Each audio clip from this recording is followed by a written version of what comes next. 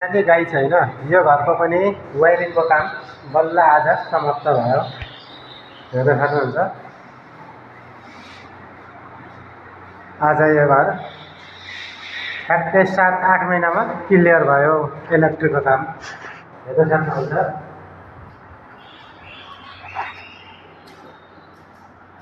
आजदेखि यो घरको अन्तिम काम।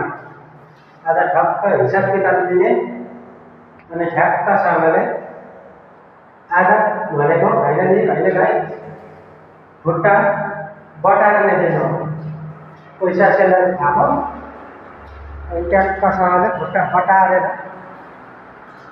हिँड्यो अरे। आज भुइँमा खुट्टा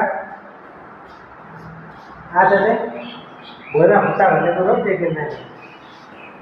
हेर्न सक्नुहुन्छ यो काम सक्यो।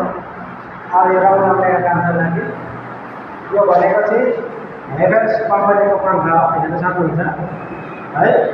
यसको घुमाइ भनेको एकदम डेन्जर छ। हेर्न सक्नुहुन्छ तपाईँहरू पनि यसको गर्मी महिनामा फ्यान लाउँदाखेरि भनेको यही कम्पनीको लाउनु राम्रो हुँदो रहेछ। किनकि हामी त अब हामीलाई त थाहा हुन्छ है कुन फ्यान कुन मजाले चल्छ भन्ने कुरो। लोकल फ्यानमा चाहिँ नफस्ने होला, स्पेसल फ्यान लाउनु होला। यो भनेको Havells company Indian fan made in भनेको कलकत्ता। हेर्न सक्नुहुन्छ यो पनि बलो।